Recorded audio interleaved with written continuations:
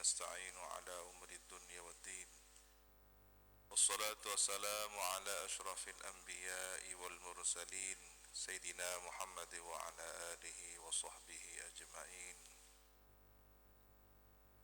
قال رب اشرح لي صدري ويسر لي أمري واحلل عقدة من لساني يفقهوا قولي. أما بعد، إن أصدق الحديث كتاب الله وخير الهدي هدي سيدنا محمد صلى الله عليه وسلم وشر الأمور محدثاتها وكل بدعة ضلالة وكل ضلالة في النار. اللهم إني أعوذ بك أن أضل أو أضل أو أزل أو أزل أو أظلم أو أظلم أو أجهل أو يجهل علي. وصلى الله على سيدنا محمد وعلى آله وصحبه وسلم.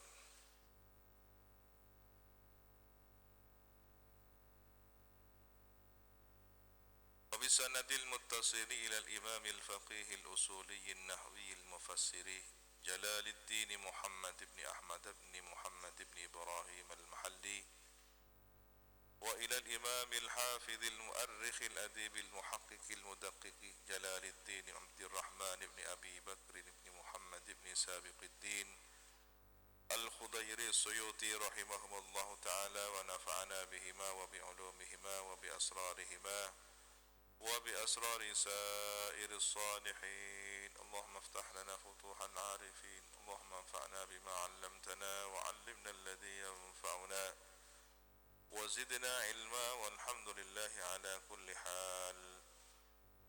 إلى تفسير قوله تعالى: أعوذ بالله من الشيطان الرجيم. ولقد صرفنا في هذا القرآن ليذكروا وما يزيدهم إلا نفورا.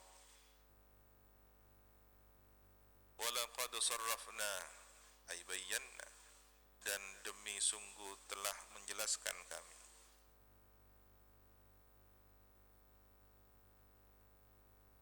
Fi hadzal qur'ani, pada Quran ini, minal amsal, berupa al-amsal, perumpamaan.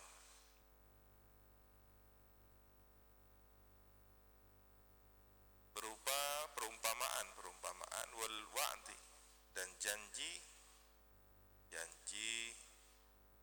balasan surga, wal wa'idi, dan ancaman siksa neraka. Liyadzakkaru ayat ta'idu, agar mereka mengambil pelajaran. Wa ma yaziduhum, dan tidaklah bertambah mereka itu dzalika, atau tidak menambah kepada mereka apa zalik, hal tersebut, illa nufura, kecuali menjauh, lari, anil haqqi, dari kebenaran.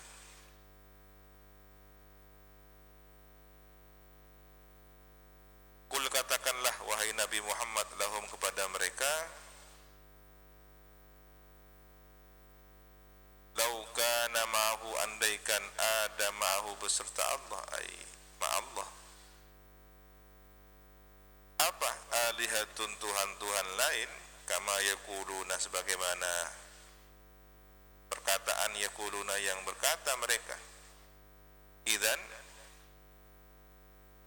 jika demikian, labtaghaw, niscaya mencari, talabu, mencari siapa alihah itu, ila dzil arsy, kepada pemilik arsy, ay Allah. Kalau ada Tuhan-Tuhan lain selain Allah, maka Tuhan-Tuhan lain itu akan mencari Allah, pemilik arsy, sabilan, jalan, cara, liyuqatiluhu, untuk memeranginya. Akan ada banyak Tuhan untuk bersekutu memusuhi Allah nanti. Ini kan menjadi kacau akidah, kekacauan dalam berakidah. Dan kita kisah ini, dongeng ini pada beberapa ajaran agama di luar Islam, bahwa dewa ini berperang dengan dewa satunya. Ya, terjadi peperangan para dewa. Yang menjadi korban adalah penduduk semesta. Terus siapa Tuhan sebenarnya? Subhanahu maha suci Allah, tanzihan lahu, dibentuk pensucian kepada Allah Subhanahu wa ta'ala, dan maha luhur Allah amma yaquluna, dari apa yang mereka katakan. Minasyuraka, ma itu berupa sekutu. Maha suci Allah dari adanya sekutu. Uluwan, lagi maha luhur, kabiran, maha agung. Tusabbihu lahu, bertasbih, lahu memuji, bertasbih pada Allah. Tunazzihuhu, mensucikan Allah. Apa? As-samawatu sab'u, langit 7 petala, wal ardu, dan bumi, wa man fihinna, dan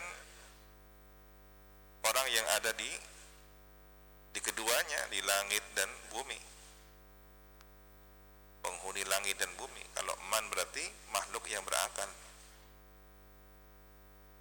Wa in di sini bermakna ma, tidak, ya. Ma min syai'in, tidaklah dari sesuatu pun, minal makhluqati, dari makhluk yang ada, tidak satu pun makhluk yang ada, illa yusabbihu, melainkan bertasbih, multabisan, terlibat dalam bertasbih, bihamdihi, dengan memujinya. Multabis, terlibat dalam, bihamdihi, memujinya. Ayyakulu, artinya berkata, berucap, subhanallah wa bihamdihi, walakin la tafqahuna, tetapi kamu sekalian tidak mengetahui, tidak memahami. La tafhamuna, tidak paham kamu sekalian, tasbihahum, kepada tasbihnya mereka makhlukat. Apapun yang ada di langit dan bumi bertasbih, tapi kamu sekalian, wahai manusia, atau mereka yang mengingkari, ya, tidak paham terhadap tasbihnya makhluk yang ada. Li'annahu laisa bilughatikum, karena sesungguhnya tasbih mereka itu bukanlah dengan bahasa kamu sekalian, tidak menggunakan bahasa kamu sekalian. Innahu kana haliman ghafura, sesungguhnya Allah, kana, ada Allah, haliman, zat yang maha halim, tidak segera menimpakan azab, ghafuran, lagi maha pengampun. Haitsu lam yu'ajilkum, sekiranya lam yu'ajil, tidak menyegerakan, siapa Allah, kum, kepada kamu sekalian, orang-orang yang durhaka, bil uqubati, dengan suatu akibat, suatu sanksi. Wa idza qara'tal qur'ana, dan apabila membaca engkau Al-Qur'ana, pada Al-Qur'an, ja'alna, menjadikan kami, bainaka wa bainal ladzina la yu'minuna bil akhirati hijaban mastura, menjadikan kami antara engkau dan antara orang-orang yang tidak beriman terhadap akhirat, hijaban mastura, penghalang yang menutupi, aisatiran, satir, penghalang, laka, bagimu, anhum, dari mereka, fala yarunaka, maka tidak melihat mereka kepadamu. Ini salah satu fungsi Al-Quran ketika membaca, terutama surah Yasin, ya. Pada ayat apa? Masih di lembaran pertama, belum buka lembaran kedua. Ada yang ingat Nabi ketika akan pergi menuju gua Tur, orang-orang kafir sehingga tidak bisa melihat Nabi keluar, ya, mereka terkantuk-kantuk.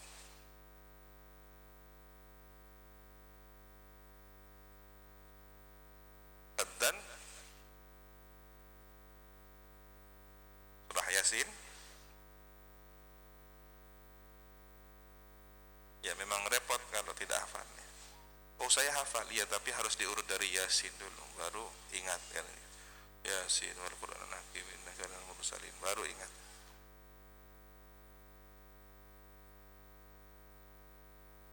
Dan Nabi ketika itu meniupkan pasir.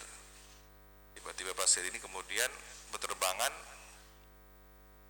atas izin Allah Subhanahu wa taala, atas kuasa Allah Subhanahu wa taala, dan mengenai semua orang-orang yang sedang menunggu di luar sehingga tertidur lelap.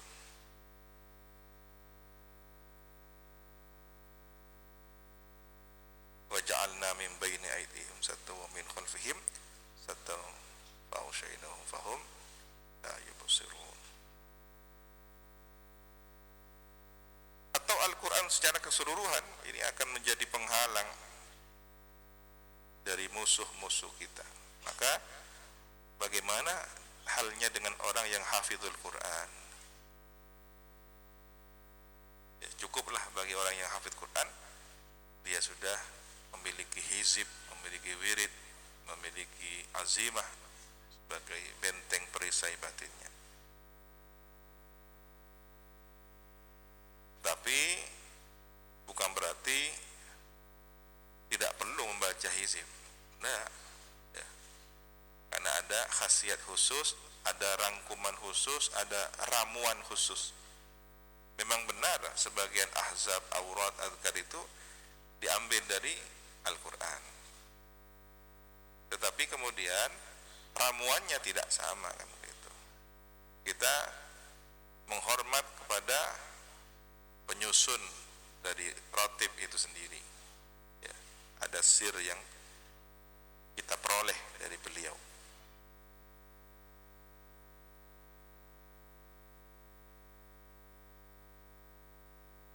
Jika Yasin dibaca dengan kaifiyah tertentu, ya, Yasin fadilah, maka ini menjadi suatu hizib, suatu wirid.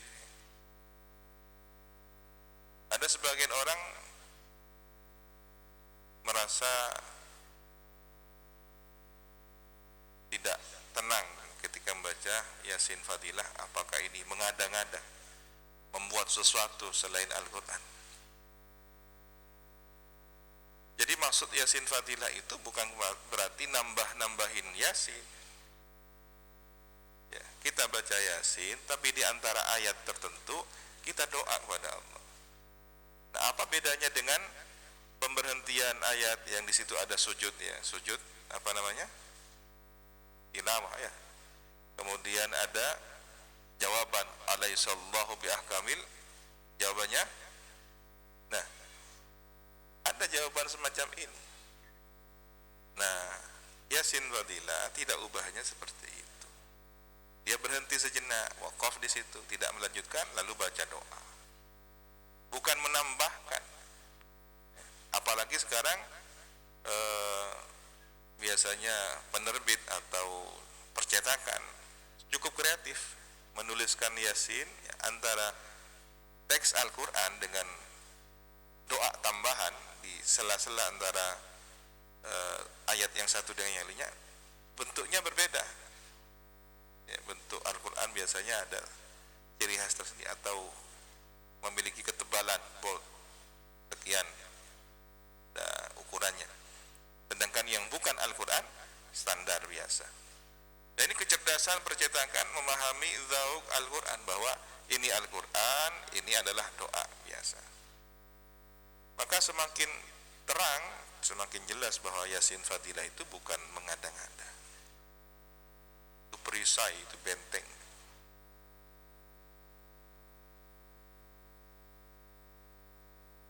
Dalilnya mana? Ini sudah.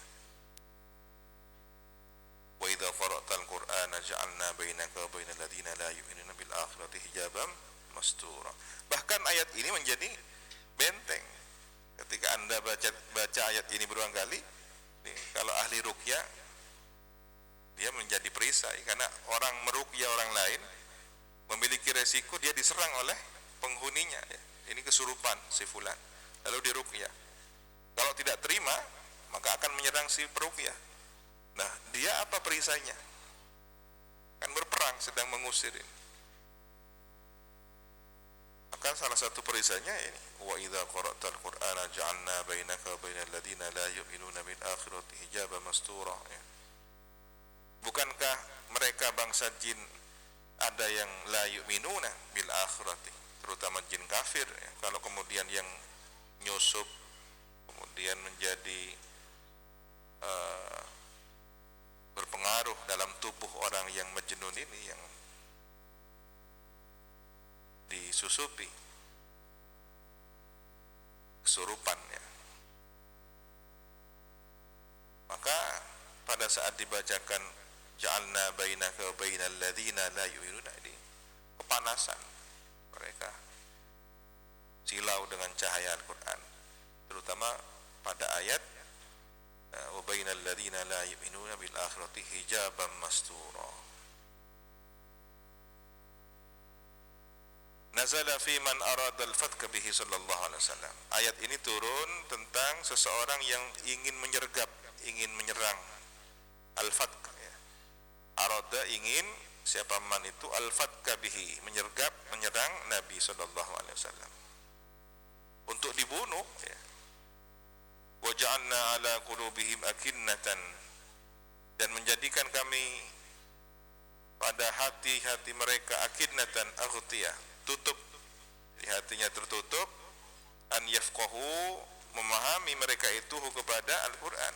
Jadi orang kafir yang tidak beriman kepada akhirat, ada hijab antara mereka dengan orang-orang beriman, dan hatinya tertutup dari Al-Quran. Min an yafhamul Quran, dari memahami mereka itu terhadap Al-Quran. Ay fala yafhamunahu, maka tidak paham mereka terhadap Al-Quran. Wa fi adanihim waqra, dan pada telinga mereka waqra, tapalan, ya, ada sumbat. Waqran bermakna thaqal. Bagaimana telinga yang disumbat, apalagi kemudian tidak satupun rongga atau ruang di telinga itu yang terbuka, maka tidak mendengar sama sekali.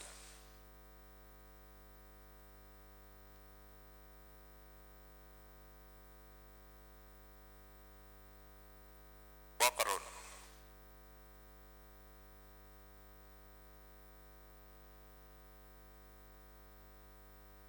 sumbatan, bisa bermakna beban berat, ya, atau kalau wikrun, ya, beban, tapi kalau waqrun ini sumbatan, telinganya ada sumbatan, sama sekali tidak bisa mendengar Al-Quran. Bagaimana mau memahaminya? Mendengarkan saja tidak. Jadi seperti apa? Suara lewat saja begitu.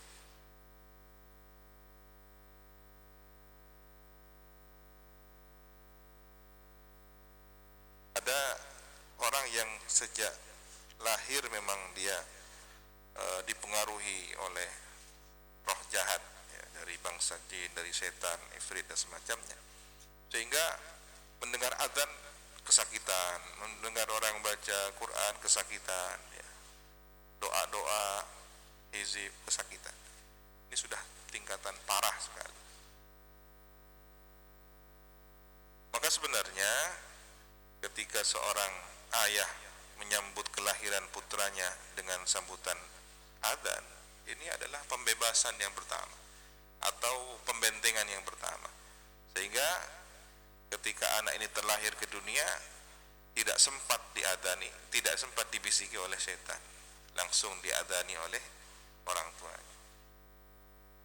Betapa bahagianya anak yang pada saat lahir ke dunia orang pertama yang didengar suaranya adalah ayahnya, adzan dari ayahnya, atau orang-orang yang soleh, orang-orang yang soleh. Nah, ini pentingnya santri yang berprofesi sebagai bidan.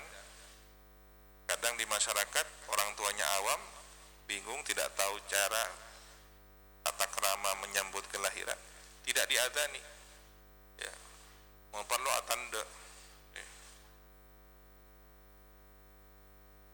Kadang begitu lahir langsung dengan imut lucu dia. Lahir. Kayak baca doa. Ini nggak boleh. Tapi kalau orang yang paham dengan ya tadi, masya Allah, tabarakallah, subhanallah, anak saleh, anak mubarakah, anak yang dijaga oleh Allah. Bukan tang ting tong, tang ting tong. Ya. Ini apa nih? Tidak ada doanya.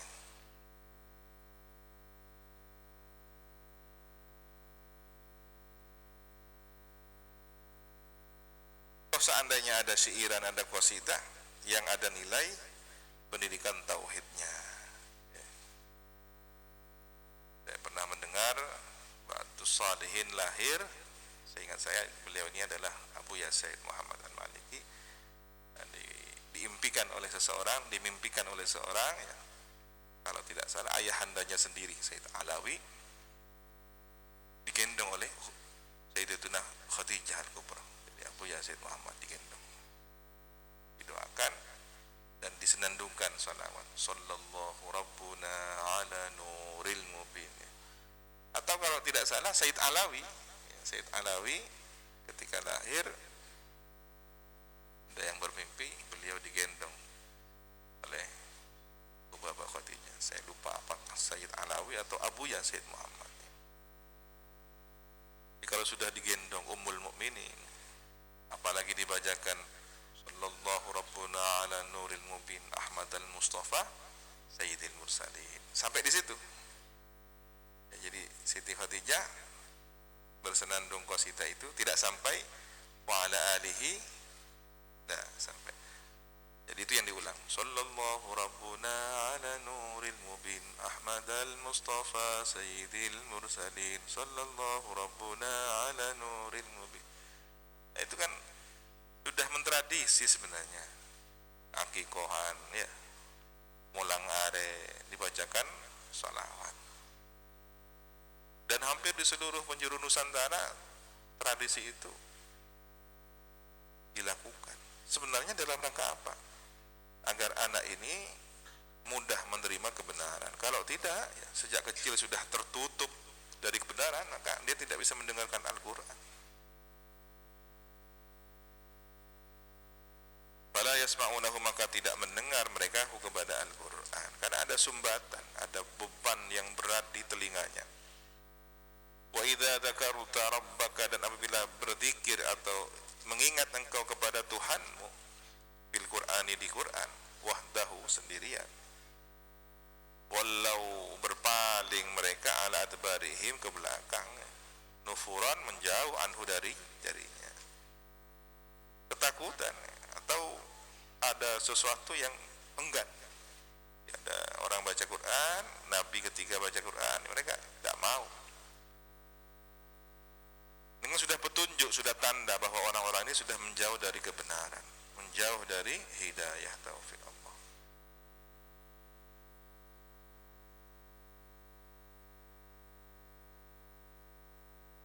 Nahnu a'lamu bima yastami'una bihi, kami, Allah, a'lamu, lebih mengetahui, bima, terhadap sesuatu, yastami'una, yang mencari dengar mereka, bihi, terhadap ma itu, bisa babihi, dengan sebab ma itu, minal haza, dari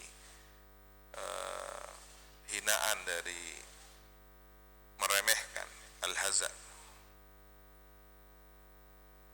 Jadi di belakang Nabi, orang-orang yang kafir, orang-orang yang mengingkari kebenaran ini tidak mau, bahkan menghina Al-Quran.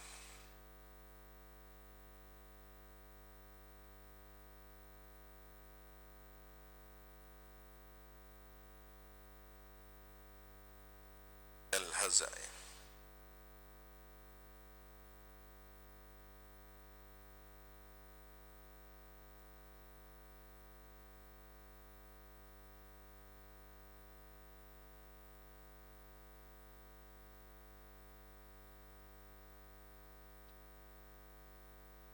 Remehkan kepada bacaan Al-Quran itu. Hazi'ah yahza'u, haz'an, merendahkannya. Idh yastami'una, tatkala mendengar mereka, ilaika, qira'atamu, qira'ataka bacaanmu. Begitu Nabi baca Quran, mereka niru-niru dengan cara menghina. Wa idhum najwa, dan tatkala mereka itu najwa, yatanajawna bainahum, berbisik-bisik, ya, bicara yang dibisikkan, bicara yang dirahasiakan di antara mereka, yatahaddatsuna, berbincang-bincang, berbisik-bisik mereka itu. Il, ini badalnya min il qablah, dari il sebelumnya. Tatkala yaqulu, berkata, tatkala berkata adh-dhalimuna, siapa orang-orang yang zalim, orang yang aniaya, fi tanajihim, dalam bisikan mereka, dalam pembicaraan rahasia mereka. In bimakna ma tattabi'una, tidaklah mengikuti mereka, kamu sekalian, kamu itu, illa, kecuali rajulan, seseorang, mashura,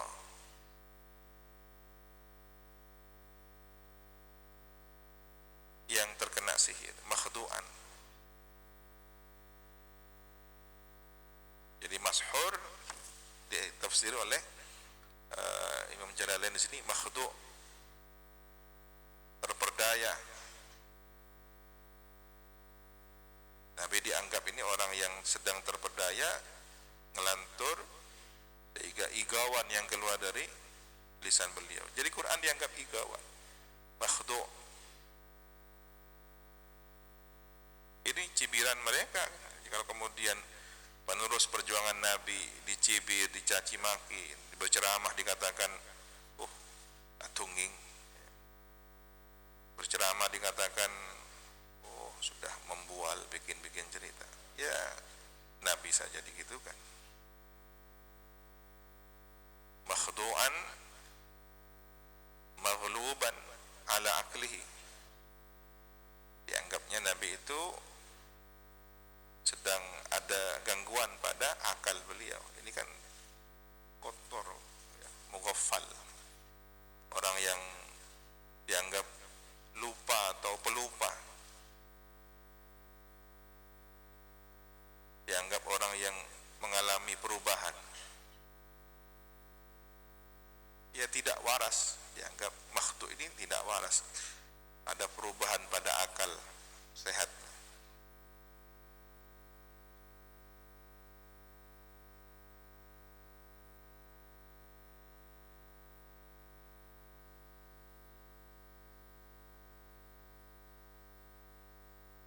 Maghluba, terkalahkan akalnya.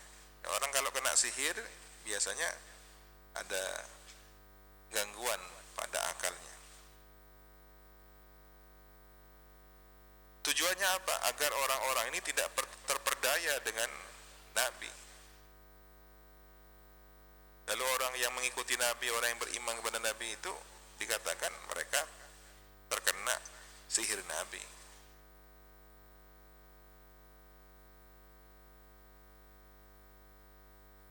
Allah Ta'ala berfirman, Allah Subhanahu Wa Ta'ala, undur, lihatlah, kaifa darabu lakal amsal, bagaimana mereka membikin kepadamu al-amsal, perumpamaan. Ya, engkau dibikin suatu perumpamaan, percontohan, bil mashur, dengan terkena sihir, ya, atau terperdaya, ada perubahan pada akalnya, tidak waras. Wal kahin, dukun, wasyair, penyair. Ini cap yang ditempelkan kepada pribadi Nabi. Nabi dituduh terkena sihir, Nabi dituduh dukun, Nabi dituduh penyair. Boleh jadi karena mereka terbiasa dengan situasi orang terkena sihir, orang dipengaruhi dukun, orang terpengaruh oleh syair yang indah. Dan sementara Al-Quran ini sastranya sangat indah sehingga orang yang mendengarkannya tercengang. Nah, orang yang terpengaruh oleh Al-Quran digambarkan pengaruhnya itu sebagai pengaruh sihir, pengaruh dukun, pengaruh hipnotis atau ketakjuban oleh syair. Ya, karena mereka la yafqahun tadi itu tidak paham bahwa itu mukjizat. Fadallu, maka sesat mereka bidzalika, dengan sebab tersebut, anil huda, dari petunjuk. Fala yastati'una sabila, maka tidak mampu mereka sabilan, menempuh jalan, tariqan ilahi, jalan kepada petunjuk itu.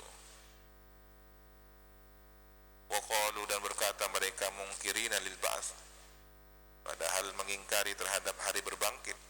Aidza kunna idhaman, apakah apabila kami ini sudah menjadi tulang belulang, warufatan, rufat ini ya sudah dagingnya, ototnya sudah menjadi tanah ya. Ketika sudah menjadi tulang belulang, sudah menjadi tanah, rufat,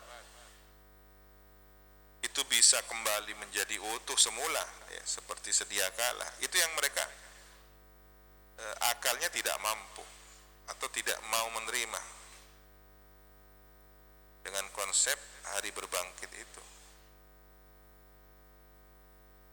Jadi rufat itu sudah hancur menjadi tanah, lebur, jenazah, mayat, jasad yang sudah hancur, itu rufat.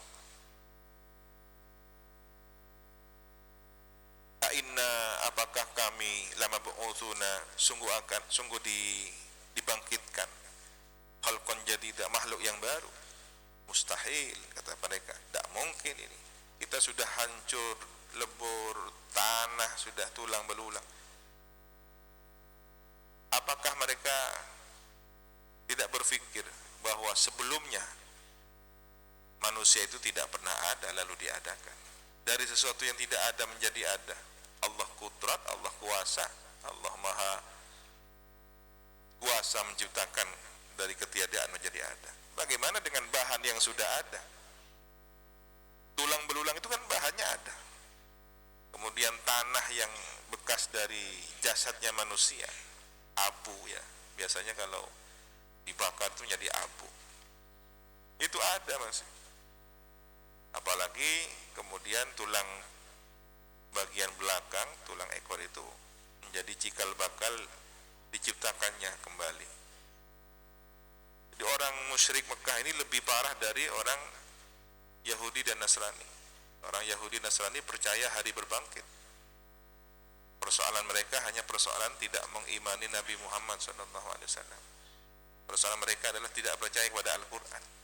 Persoalan mereka adalah mengubah ayat di dalam Taurat dan Injil. Tidak percaya kepada sebagian Nabi, memusuhi malaikat Jibril. Itu persoalan mereka. Tetapi orang musyrik ini sama sekali tidak percaya hari berbangkit.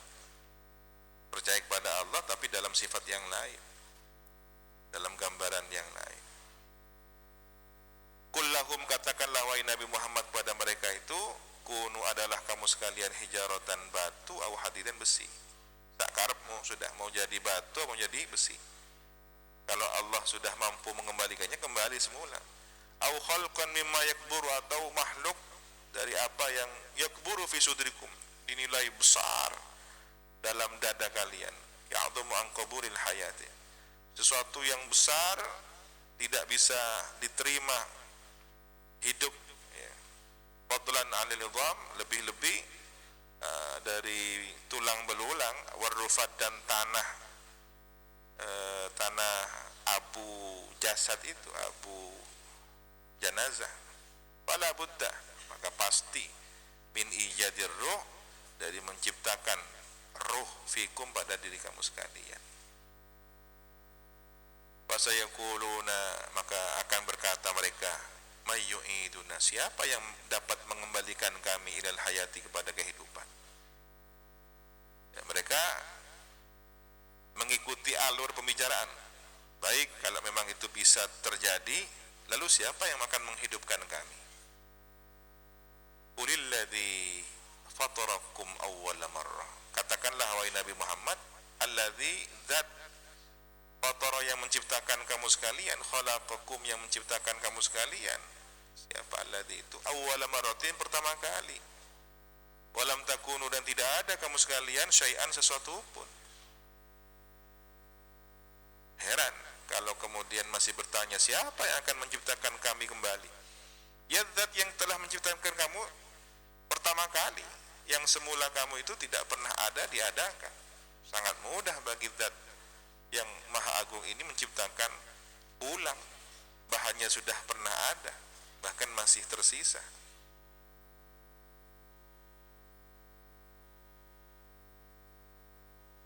Li'annal qadir 'alal bad'i, karena orang yang atau sesuatu yang sosok yang mampu di permulaan, qadirun 'alal i'adati, mampu untuk mengulangi. Bukankah ini sangat mudah diterima oleh akal? Orang yang pada biasanya berinisiatif memulai sesuatu untuk membuatnya berulang kali bisa, ya. Desainer, dia menciptakan suatu karya, entah itu pakaian, bentuk karya seni rupa, pertama kali dia ciptakan bentuk itu.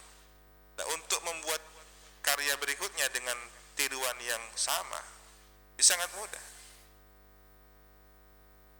Bagaimana dengan zat yang maha berkreasi, maha mendesain segala-galanya? Sangat mudah bagi Allah.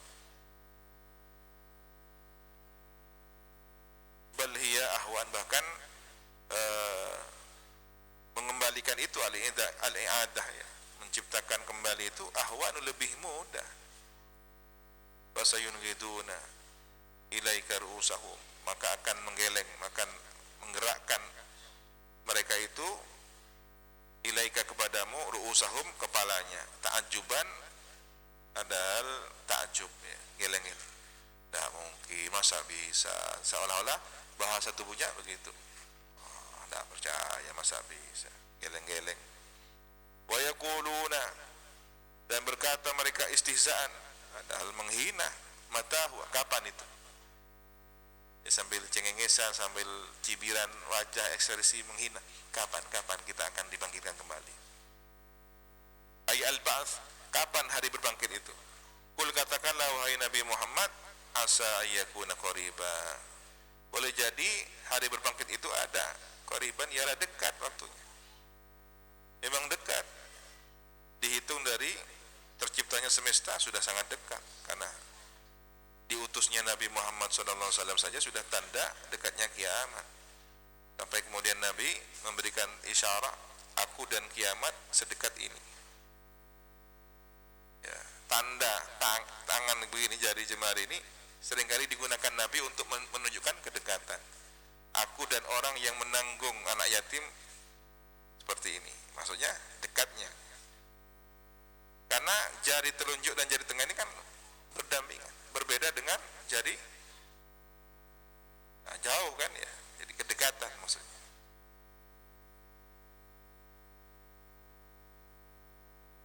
Sedekat itu Nabi diutus hingga menjelang kiamat. Berarti kita di antara jarak yang dekat ini.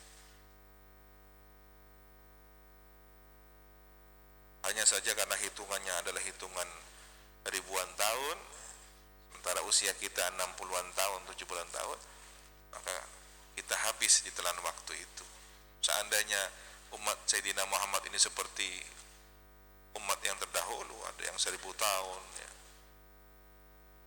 maka boleh jadi 60 tahun itu sebentar, ya.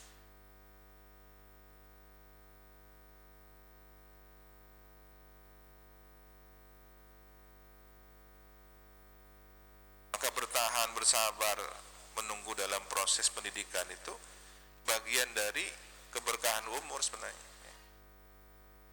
Daripada menghadapi usia di pergaulan yang tidak menentu, terutama di usia remaja. Kemarin kan sudah diterangkan, ada orang yang diberi rezeki pada masa usia tua, dilimpahkan, tetapi pada usia muda disempitkan. Kenapa? Karena belum bisa mengendalikan ego, belum bisa mengendalikan nafsu secara baik. Beda dengan orang yang sudah matang, sudah dewasa, 50-60 tahun. Maka semakin bertambahnya rezeki, tentunya ada harapan rezeki ini akan dikelola dengan semakin bijaksana. Seandainya dia diberi kekayaan di usia muda, entah jadi apa kekayaannya. Tapi ketika diberi kekayaan di usia sudah tua, maka terarah menjadi masa depannya anak-anak, menjadi tanah yang akan terwariskan kepada anak cucunya, menjadi wakaf untuk lembaga pendidikan, masjid dan semacamnya. Tetapi ketika diberikan pada anak muda, ya sudah, beli sepeda motor, tabrakan, habis. Ya. Belum yang foya-foya. Apa kenikmatannya? Ya nikmat sesaat. Ya, seperti hisapan sabu-sabu yang sudah selesai, habis. Begitu pengaruhnya selesai, seharga itu juga habis. Seharga itu juga habis. Tetapi tidak bisa mengendalikan diri. Silakan tanya kepada orang yang mudmin, orang yang sudah kecanduan. Tidak usah terlalu jauh, kecanduan merokok saja. Walaupun dinasihati, bahkan pemerintah sudah menuliskan, ya, diberi efek jerah ketakutan dengan gambar yang kerongkongannya bolong, apa? Tidak peduli. Apa nikmatnya? Wow, nikmat. Ketika dinasihati, jadi akan ngoper PC. Ya, saya kalau tidak merokok gelisah. Memang begitu. Orang yang sudah kecanduan ketika tidak merokok ya gelisah, tidak tenang. Maka betapa nikmatnya orang yang kecanduan dengan zikir tanpa dipengaruhi oleh apapun. Maka dia gelisah ketika tidak berzikir. Ya. Dan itu bisa karena terbiasa. Silahkan tanyakan kepada orang yang sudah terbiasa dengan zikir. Tidak enak, ini belum selesai. Rotibul hadatnya belum selesai. Punya hutang rasanya. Nah ini kan sudah kecanduan. Alihkanlah potensi kecanduan kepada hal yang negatif, alihkan kepada hal yang positif, agar tidak jebol tembok, ya, dan tidak lompat pagar. Maka ketagihannya kepada zikrullah, kepada sholat, ya. Selesai sholat ingin sholat lagi. Ini kurang 2 rakaat, ya sudah 4 rakaat saja sudah. Dan itu harus dilatih, terbiasa dulu. Yauma yad'ukum, pada hari yad'ukum, memanggil kepada kamu sekalian, yunadikum, memanggil kepada kamu sekalian, minal kuburi, dari kuburan, ala lisan Israfil, melalui lisannya malaikat Israfil. Begitu sangkakala ditiup yang kedua kalinya, ya. Fatastajibuna, maka menjawab, menyambut atau memberikan jawaban sambutan. Fatujibuna, menjawab kamu sekalian, da'watahu, pada seruannya Israfil, minal kuburi, dari kuburan, ya, disambut bangkit dari kuburan. Bihamdihi, dengan memujinya, biamrihi, dengan perintahnya. Wakila walahul hamdu, dan dikatakan lahul hamdu, bagi Allah segala pujian.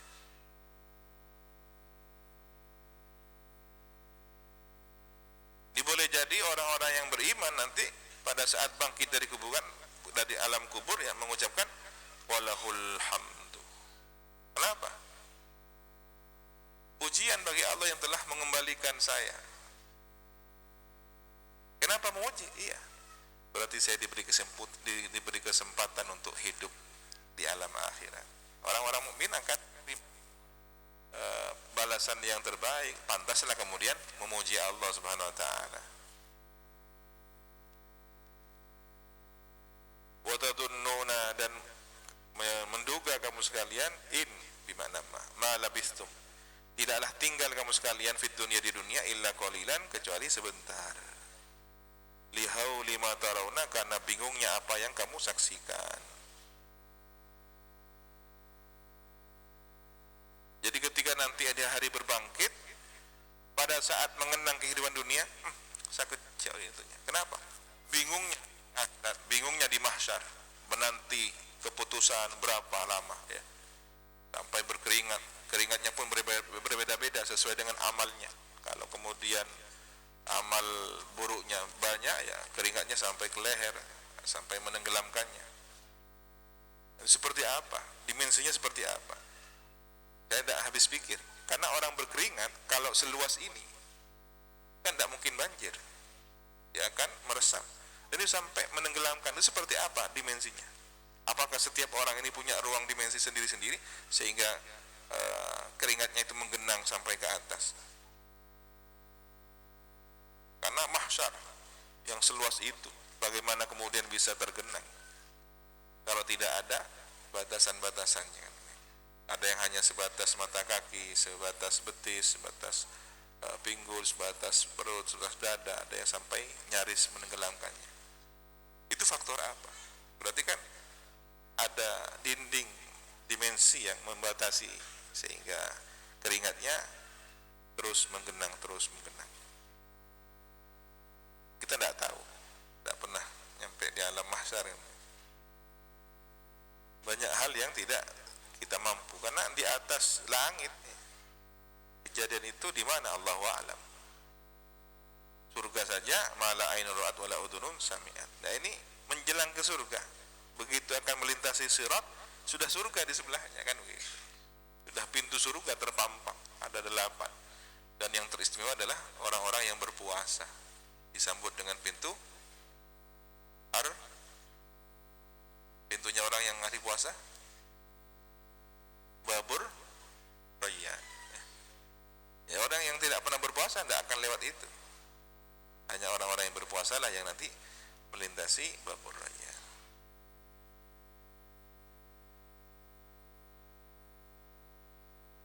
Saking bingungnya hari kiamat sampai menganggap bahwa kehidupan yang kemarin di dunia itu sebentar. Betinang kok sih belum puluh tahun dekat nunuk saya kejar. Ya. Sementara ada orang di dunia sampai usia 80 tahun, 90 tahun sudah jenuh, sudah bosan. Bosan sudah. Rambut sudah memutih, bahkan sudah rontok satu persatu. Disisir langsung rontok. Makan sudah tidak bisa, ngurapi. Penciuman sudah berkurang, penglihatan berkurang, pendengaran berkurang. Apa yang ditunggu? Kematian. Sudah jenuh. Begitu di akhirat, lamanya menunggu, lamanya menanti itu dianggap sebentar. Kira-kira mirip santri ya, lockdown tidak bisa keluar. Begitu liburan, sudah merasakan kebebasan. Ternyata kemarin andaikan kita bertahan di pondok sebentar itu. Kami merasakan 8 tahun, 9 bulan, tidak bisa keluar, harus izin ketat. Terasa, rasa bosan menghinggapi, jenuh ada ya. Tetapi setelah dilalui, sebentar ya. Ada banyak hal yang perlu dimuhasabah, waktu yang kurang termanfaatkan dengan baik. Nah, ini. Maka sebelum terlambat, manfaatkan kesempatan terbaik. Ini kesempatan terbaik antum untuk memperdalam agama, mengkaji lebih baik ya. Hafalan apa yang selama ini tidak dikuasai. Santri yang belum terbiasa dengan surat munjiat bisa setengah hafal ya, setengah hafal Yasin, setengah hafal Tabarok. Bukankah kemarin orang yang hafal Tabarok dibanggakan Nabi kan ya? Karena sebentar lagi Agustus ini sudah antum akan memulai aktivitas di lembaga masing-masing di sekolah. Begitu sudah banyak kegiatan, nah, hari-hari yang kemarin kosong terlewatkan begitu saja. Wa kulli ibadi, dan katakanlah kepada hamba-hambaku al-mu'minina yang beriman, yaqulu yang berkata mereka, lil kuffar kepada orang-orang kafir, al-kalimah berkata suatu kalimat, allati hi ahsan, yang kalimat itu hiya allati ahsan lebih baik.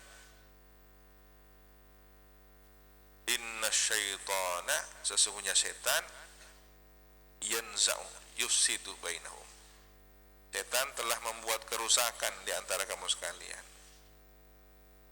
Dulu kalian saling menyerang, saling tengkar, kalian tidak mau dinasihati. Ini kelakuannya setan. setan yang merusak di antara mereka semua. Inna syaitana kana lil insani aduwwan mubina. Sesungguhnya setan itu kepada manusia aduan, ialah musuh mubinan yang nyata, bayyinal adawah, nyata terang permusuhannya. Wal kalimat allati hi ahsan, sedangkan kalimat yang itu lebih baik, ia adalah rabbukum a'lam bikum, Tuhan kamu sekalian lebih mengetahui terhadap kamu sekalian. Iyyasha yarhamkum, jika dia berkehendak akan merahmati kamu sekalian, bitaubati wal iman, dengan pertaubatan dan keimanan. Au iyyasha ta'dzibakum, atau jika berkehendak rabbukum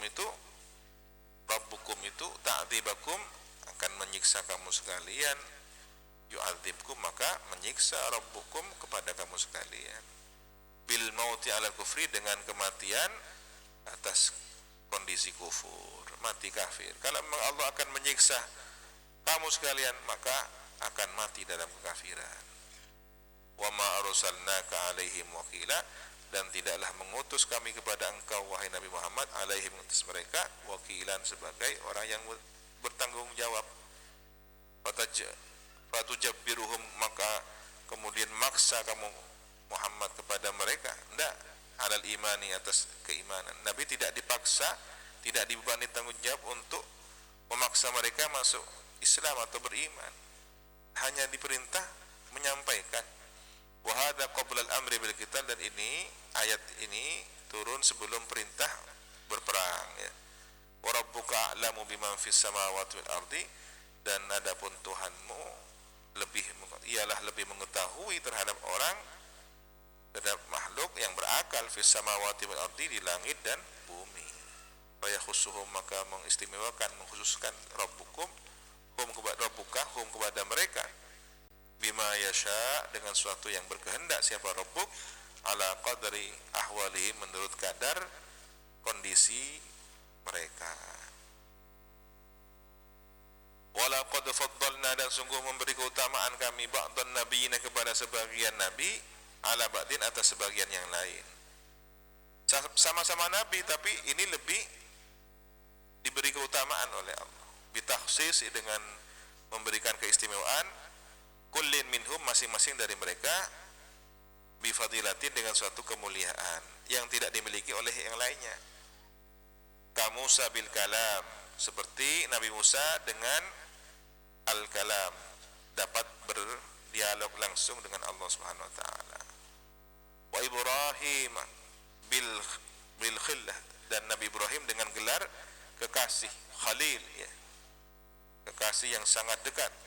Wa Muhammadin bil Isra, dan seperti baginda Nabi Muhammad SAW dengan keutamaan Isra yang tidak pernah dialami oleh nabi yang lain. Wa ataina Dawud zabura, dan memberikan kami kepada Nabi Daud zaburan, kitab suci Zabur, yang itu tidak dimiliki oleh nabi yang lain. Qulid'ul ladina za'amtum min dunih, al-ayah, sadaqallahu al-azim. Ibnu Ajibah memberikan komentar mengenai isyarah yang terdapat dalam beberapa ayat tadi. Pertama adalah tentang Al-Quran sebagai peringatan, penasehat.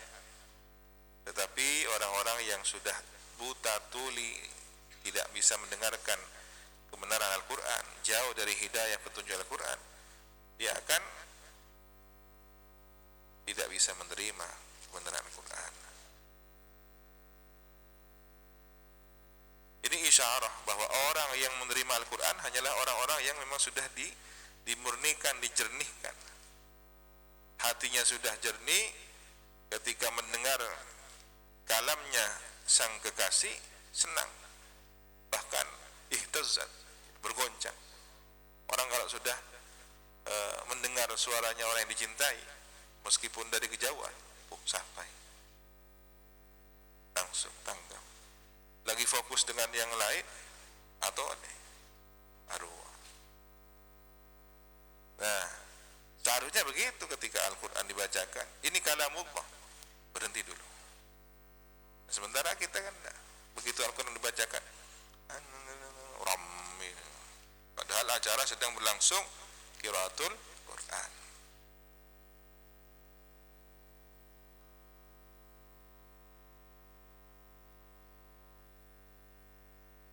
Semakin kita tidak peduli kepada pembacaan Al-Quran, maka itu tanda semakin jauhnya kita dari Sang Maha Kekasih Rabbul Alamin. Orang yang mencintai, dia akan merasakan haibahnya al-mutakallim. Siapa sih ada bu? Kiai, guru. Tidak berani untuk berkomentar bisik-bisik, karena ini sudah kewibawaannya Sang Kekasih melingkupi dirinya. Kalau perlu dia cemburu atau marah ketika ada orang tidak peduli. Ampun dengan tepaan berdebu. Nah, bagaimana dengan orang yang ketika orang yang seharusnya dirasakan haibahnya dalam hati malah tidak dipedulikan? Ada masalah berarti dalam dirinya. Kalau dia mengaku sebagai seorang santri, kesantriannya ada masalah, pengakuan dirinya sebagai santri yang sejati. Kalau dia mengaku esto guru, ada masalah dalam pengakuan estonya kepada guru. Kenapa? Gurunya sedang menjelaskan, tidak peduli. Ada seorang tetangga, dia itu sampai sekarang mengkoleksi surat dari Kiai As'ad. Padahal itu surat-surat biasa dari kantor pesantren, undangan menghadiri haul misalkan, undangan menghadiri Maulid Nabi, undangan. Tapi ini karena haibahnya almarhum Kiai As'ad. Ini kan surat dari Kiai. Dihormat, dilipat rapi, ditaruh di tempat yang rapi. Bagaimana dengan kita yang apa? Oh biasa sudah, ini undangan Maulid Nabi sudah tiap tahun ini. Ya, segitu sudah batas penghormatan kita.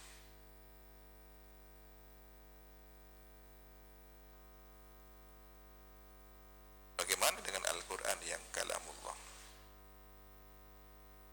Kemudian tentang konsep alihah, banyak Tuhan.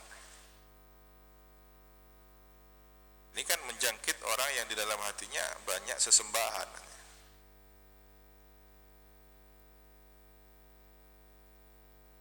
Setiap sesuatu yang masuk kullu ma dakhala alam at-takwin, ke semesta ya, baik itu dari arsy sampai kepada kuda yang ditunggangi. Kalau dalam bahasa Arabnya minal arsy ilal farsh, atau farsh di sini apa? Sesuatu yang paling dasar ya. Dari yang paling tinggi sampai yang paling dasar. Au ma qaddara wujuduhu min ghairihima, atau sesuatu di antara keduanya, dari yang paling tinggi sampai yang paling bawah, arsy sampai ke yang paling bawah. Kulluhu qaimun baina hissin wa ma'na. Semua itu tegak antara his indrawi wa makna dan maknawi. Ada yang bersifat indrawi, ada yang maknawi. Semua ini dari arsy sampai yang paling rendah yang kita ketahui. Ada yang secara indrawi bisa kita cerap, bisa kita sentuh, bisa kita rasakan, bisa kita dengar, tapi ada yang secara maknawi, semuanya.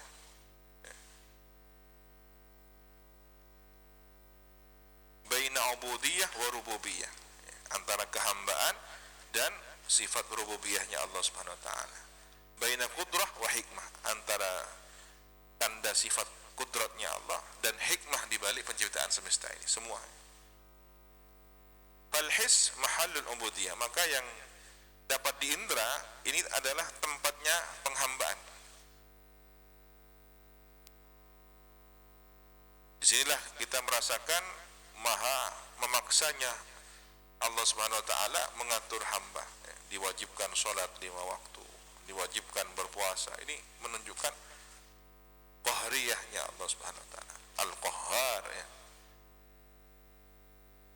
Tetapi kemudian kita bisa bernafas, kita hidup, kita ini diatur rezekinya. Di sini ada qayyumiyahnya, ada rububiyahnya yang terus mengatur kita, menjamin rezeki kepada kita. Lalu kemudian ketika ada Tuhan-Tuhan lain selain Allah Subhanahu wa taala, berarti ada permasalahan dalam panca indera kita. Ada permasalahan dalam maknawi kita. Na'udzubillahi min dzalik. Beruntunglah jika kita benar-benar mentauhidkan Allah Subhanahu wa taala. Sobung pangeran angin Allah. Ini betul-betul mendalam. Kata sobung pangeran angin Allah ya. Jangan sampai di sini ada yang menjangkit, menghinggapi.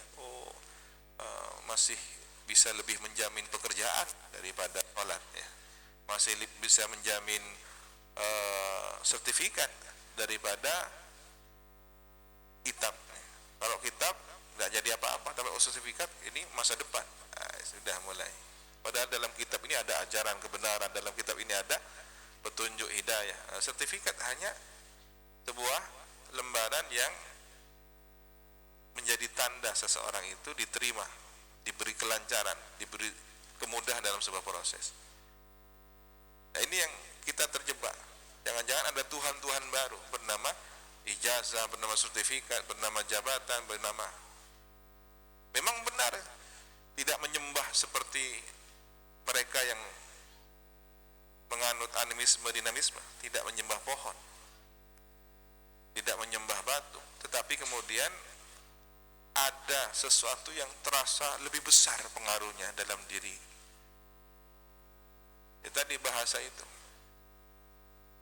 menuhankan jabatan, menuhankan selembar ijazah atau sertifikat, menuhankan lembaran uang. Padahal ketika uang itu sudah hangus, apa yang bisa dijaminkan? Nilainya kan. Uang itu yang berharga nilainya. Kertas itu hanya wakil dari nilai itu. Maka dipilihlah kertas yang ini, yang ada seratnya, yang ada campuran bahan tertentu untuk mewakili nilai sekian. Sehingga ada perbedaan antara 100.000 dengan 50.000 misalkan ya. Padahal sama. Begitu dibakar habis.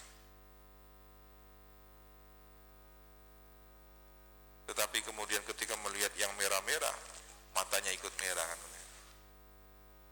Ini Tuhan-Tuhan baru bernama kertas, bernama nilai, bernama kalkulasi, nominal. Kemudian Quran sebagai pelindung. Apa isyarahnya di sini?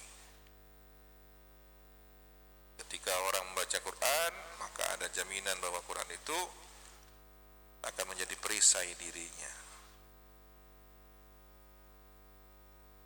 Ini sudah pernah dibahas dalam surat Al-An'am ya. Ini hiburan bagi orang-orang yang menjalani perilaku sufi. Orang-orang yang menjalani perilaku sufi akan dituduh macam-macam, yang benar-benar salikina ilallah, dalam thariqah menuju ma'rifatullah ya. Kadang dituduh sebagai ahli bid'ah, dituduh sebagai dukun, dituduh sebagai tukang sihir dan semacamnya. Padahal dia dalam riyadahnya, dalam perjalanan ruhaninya kepada Allah.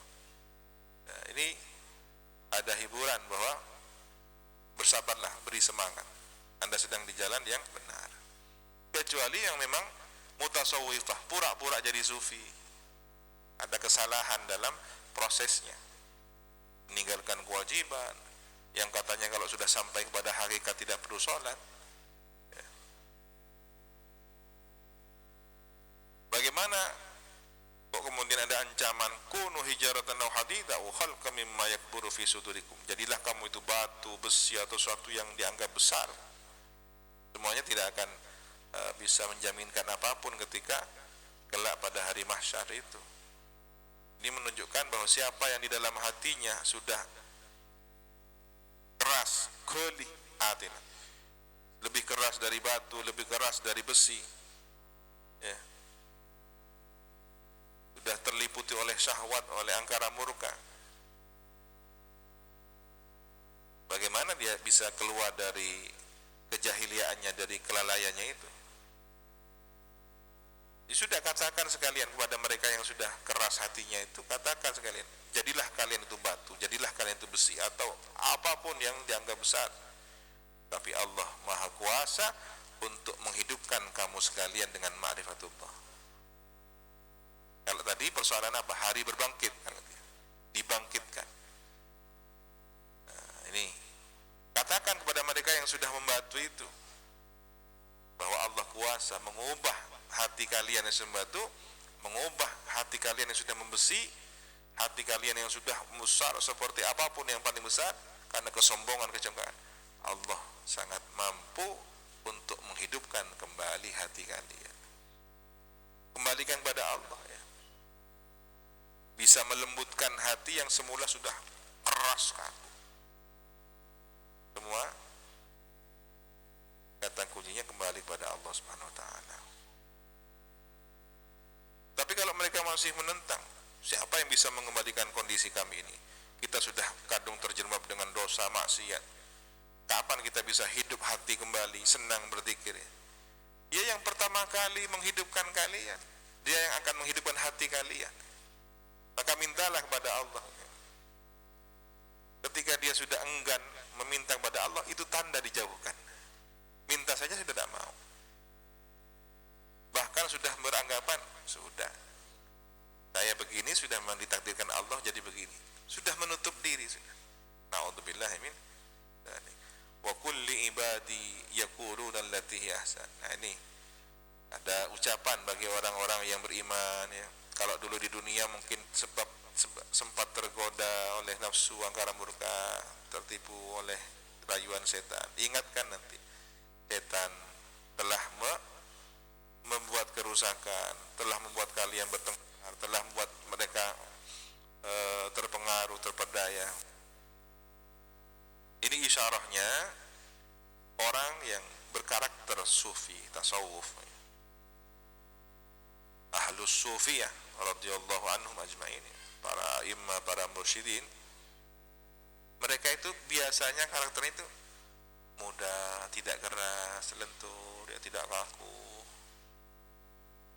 orangnya lembut, bahkan nyaris seperti sutra ya.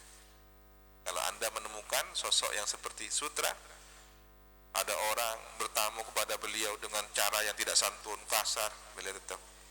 Kalau kita mungkin mantap, kayak kurang ajar dengan bahasa bertamu.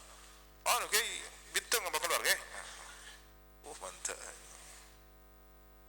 Minta mesin lagi. Ada yang datang ya, tak beres menurut ukuran kita, tapi disambut oleh beliau. Bahkan semut pun diberi makan misalkan. Ini kan sutra, lebih halus dari sutra.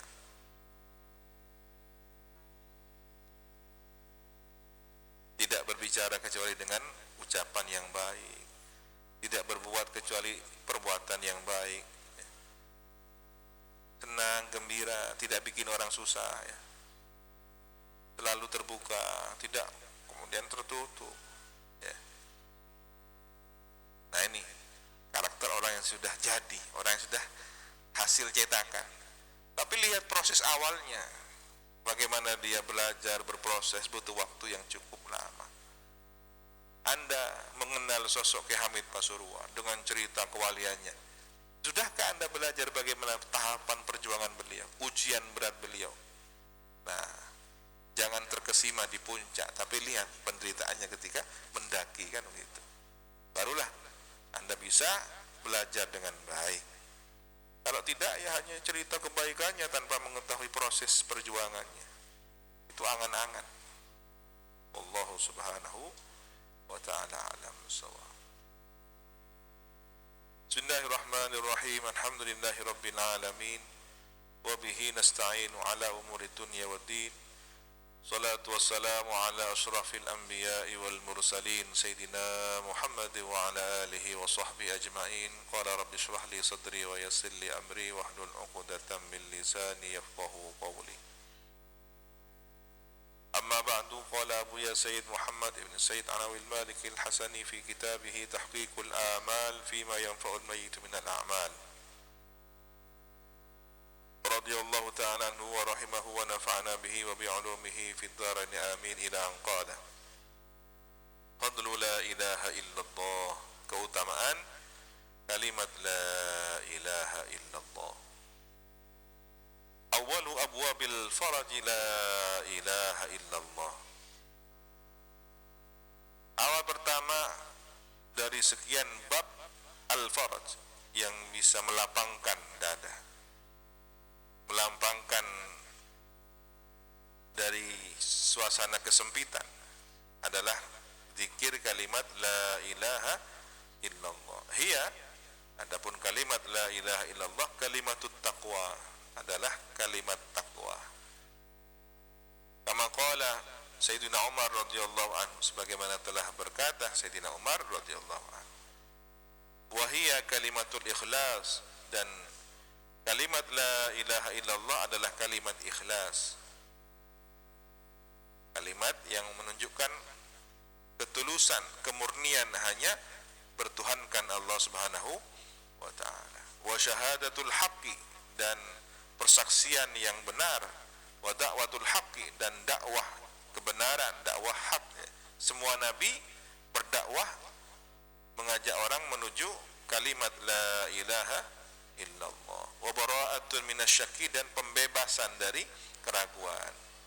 Kalau ada orang terjangkit keraguan, dihinggapi bisikan-bisikan waswasah dari setan untuk melakukan hal yang menunjukkan keraguan terhadap Allah Subhanahu wa taala, maka obatilah, tenangkanlah dengan la ilaha illallah. Ada bisikan, ya, tidak tenang, gelisah, ini gimana, ini rezeki saya, la ilaha illallah, ini ada ancaman situasi begini, tidak selesai-selesai, pemerintah tak kunjung bisa mengatasi dengan baik hampir di seluruh belahan dunia, tapi sudah mulai ada tanda-tanda itu.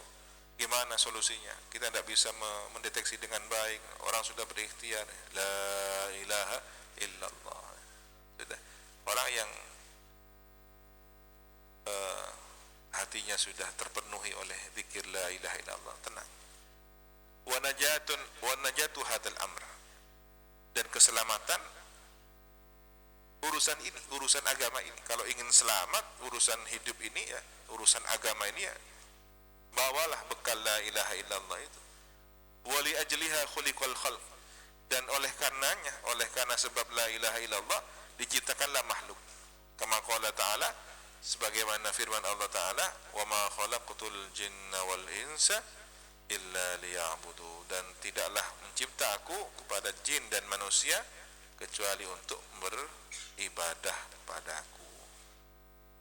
Nah, inti dari beribadah kepada Allah adalah la ilaha illallah. Coba diartikan, ay la ma'budah bihaqqin illallah, kan begitu. Tidak ada yang berhak disembah, benar untuk disembah, kecuali hanyalah Allah. Wali ajliha ursilatir rusul, dan oleh karena la ilaha illallah diutuslah para rasul. Wa unzilatil kutub, dan diturunkanlah kitab-kitab suci.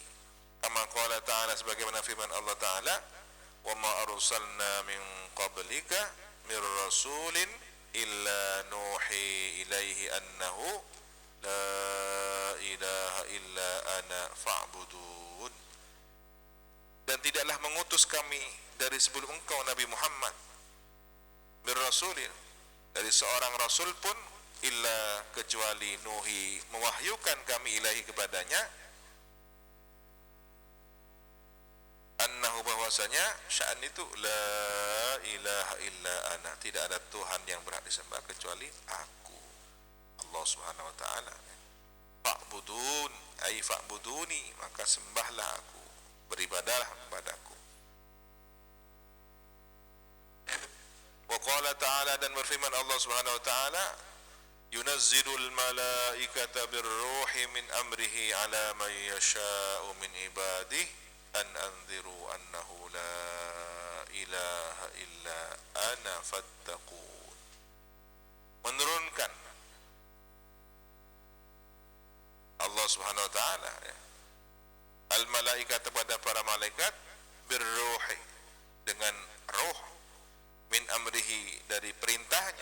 urusannya. Ala man yasha, atas orang yang berkehendak Allah, min ibadi, dari hamba-hambanya. An andiru, agar memberi peringatan, annahu, bahwasanya la ilaha, tidak ada Tuhan yang berhak disembah illa ana, kecuali aku, Allah Subhanahu wa taala. Fattaqun, ay fattaquni, maka takutlah kamu sekalian kepadaku, bertakwalah kamu sekalian kepadaku. Wa nahwa hadil ayat, dan semisal ayat ini banyak yang lainnya. Walihada qala Ibnu Uyainah, oleh karena ini berkatalah Imam Ibnu Uyainah, ma an'amallahu ala abdin minal ibadi ni'matan, tidaklah memberi nikmat Allah kepada seorang hamba dari hamba-hambanya akan suatu nikmat, a'zama min an arrafahum, lebih agung dari memperkenalkan mereka la ilaha illallah, kepada kalimat la ilaha illallah. Tidak ada nikmat yang terbesar yang Allah anugerahkan kepada hambanya dari sekian banyak hamba-hamba yang lain, kecuali hamba itu dikenalkan kepada kalimat la ilaha illallah. Ini nikmat terbesar. Maka bersyukurlah orang yang mengakrabi la ilaha illallah. Itulah tujuan tahlilan ya. Selamatan tahlilan, akikahan tahlilan, hatam Quran bertahlilan. Setiap kegiatan selalu dihiasi dengan tahlil.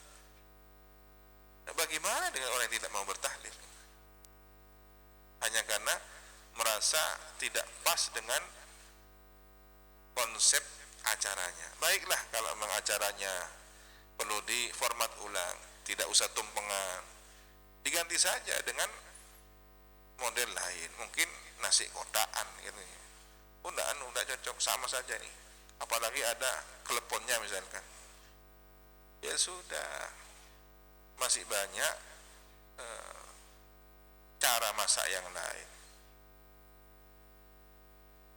Nah ini perlu kita memahami suatu tradisi tidak pada madharnya, penampilan luarnya, tapi apa maknanya kan?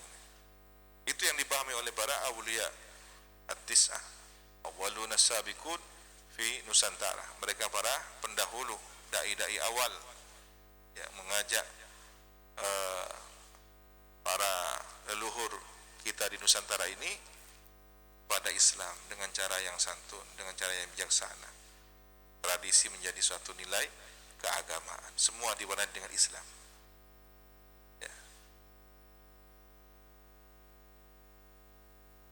Jika kita tidak perlu berdebat hanya karena masalah kelepon ya.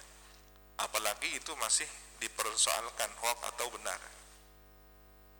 Memang ada upaya untuk menjerumuskan umat Islam ini berdebat hal yang remeh-temeh.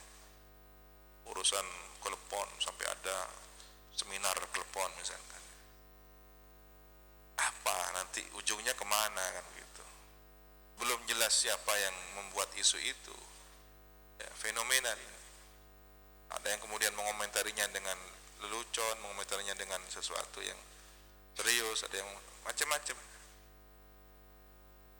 Yang terunik menurut saya, begitu orang pada rame-rame, pas pada orang ningkong makan telepon aja. Wah, ini yang paling unik ini.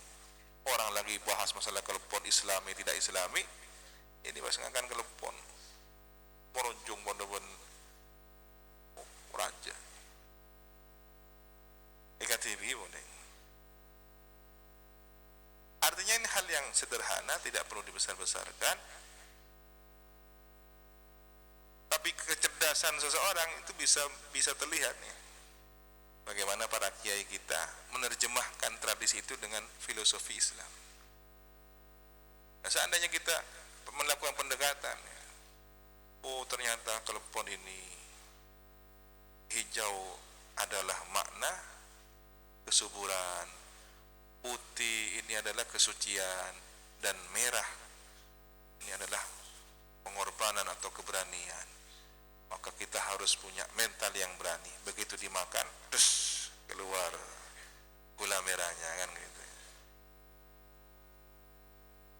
Apalagi bicara dengan orang yang lagi puasa.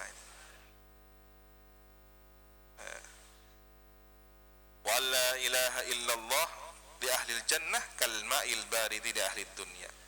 Dan bahwasanya kalimat la ilaha illallah bagi penduduk surga seperti air dingin bagi penduduk dunia. Gimana orang lagi puasa, haus, dahaga, yang terbayang pertama kali apa? Biasanya air dingin, segarnya. Dan nanti kalimat la ilaha illallah bagi ahli akhirah, ahli jannah, ini lebih selera. Padahal sudah ada sungai yang mengalir dengan kesegarannya, ada jenis air susu mengalir, air madu mengalir, sungai.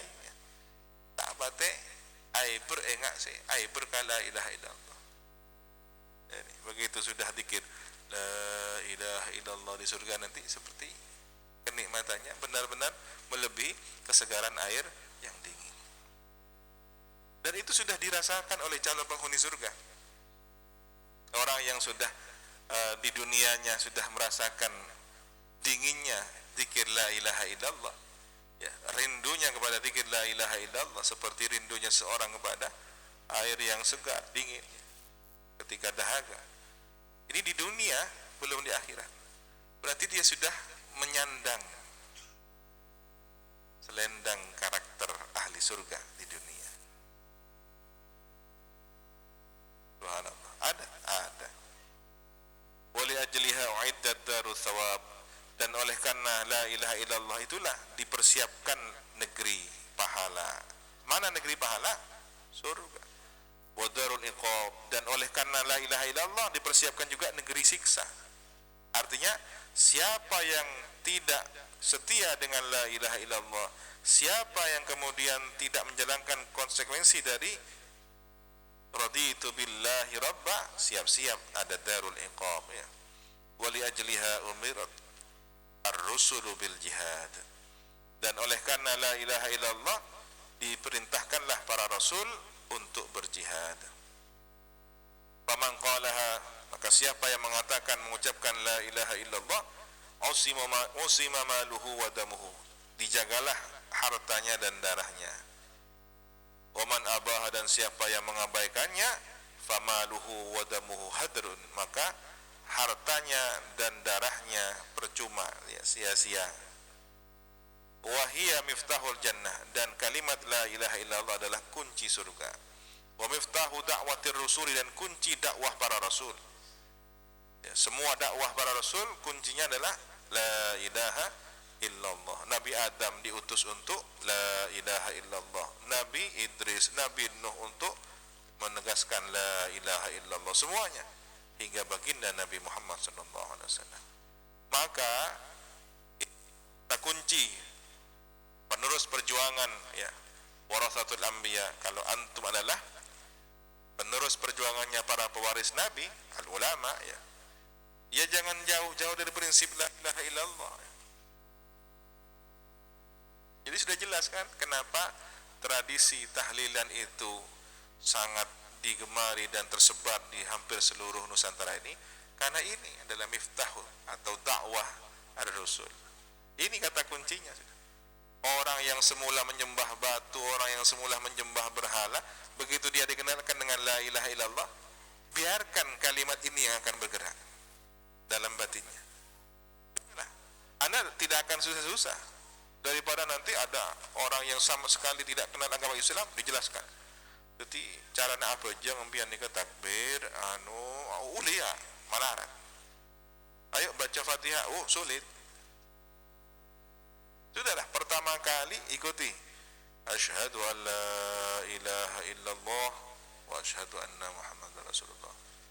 Terus apa langkah pertama yang saya lakukan ketika saya mu'allaf? Anda tidak usah sibuk-sibuk, sudah zikir la ilaha illallah. Saya ingin sholat, tiru gerakannya orang sholat.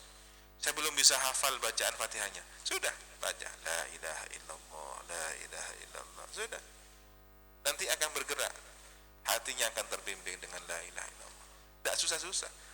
Ini kunci antum kalau nanti dakwah ke pedalaman, ya, masyarakat yang sangat awal tidak kenal Islam, membawa safinah, membawa aqidatul awam, begitu mendengarkan, ya, tidak faham apa maksudnya, langsung dijelaskan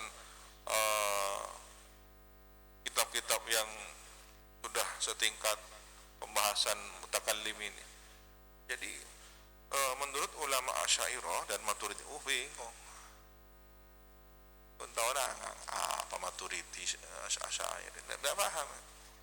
Sudah la ilaha illallah sudah gitu kan. Nah, ini semakin kuat orang yang mengajarkan kalimat la ilaha illallah, batinnya tersambung roh nurnya la ilaha illallah ke dalam batinnya orang ini. Habib Qadir Bulfaqih ya Malang itu. Begitu ceramah di mana-mana, jarang ceramah macam-macam kalau ke masyarakat awam. Naik qul la ilaha illallah, orang yang hadir ikut semua dan nangis. Maka saya kecewa ketika metode dakwah la ilaha illallah ini disalahgunakan. Mungkin awal mulanya berangkat dari membuat senang anak kecil ini.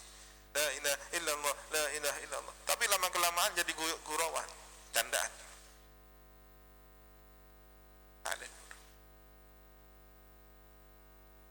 Ini perlu dipahami dengan baik.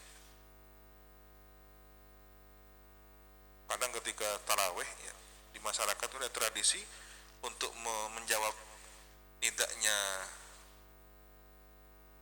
ini bagian pemandu tarawih itu. La ilaha illallah Muhammadur Rasulullah. Dia ngecit hari.